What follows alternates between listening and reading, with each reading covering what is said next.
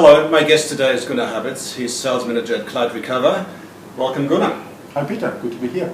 Now, Gunnar, you're in sales, so you deal with salespeople all the time. But I'm curious, when salespeople try to reach out to you and you become the buyer, what would you like to see and what would you like not to see from them? I would say everybody is both a seller and a buyer in personal life and in business life. Absolutely. So in that sense, I like to be not to be sold to. I would like to see something that's relevant to me. So if somebody gets my attention, either to a meeting, to a phone call, to whatever, then I would really like to know more about something that I already know about them. Something that's relevant to me. And not about the company, about how long they're on the market, about how many customers they serve, which are not the same kind of me. So when you introduce yourself to your clients or to your prospects, how do you introduce CloudRecover?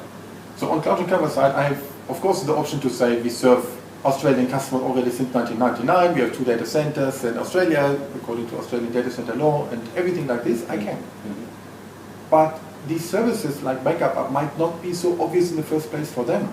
So rather think about the transformation that customers have in getting the service. And I simply tell about them, we provide our customers with the protection against the second most important day in your life. When I tell this, they are curious to find out which is this and why only second most important. Yes. That's very easy. I always then say the first important might be something positive to remember, like a wedding or birth of the first child. Yes. But the second most important is the day when all of the data is gone.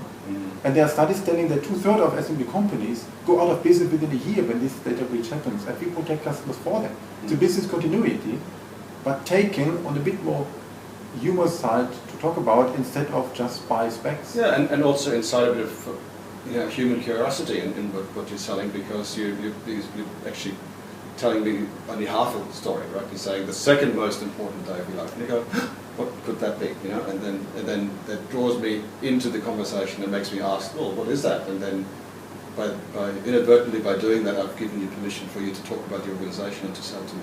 Exactly, and at the end, it's all about the outcome of a service or product or a solution, and it's a transformation.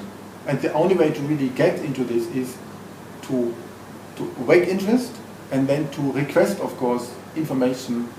And as a salesperson, I need to provide to the buyer relevant insight for the same kind of industry, geography, and the state of the development of these customers where they stand. When I get all of this done with the homework before, then I have a chance to basically open the conversation and get it further. And how much time do you find the buyer gives you before they make up their mind whether you're relevant to them or not? It's short time. It's maybe 1 minute, it can be up to 3 minutes. And when the meeting is set for 1 hour, it can last very short.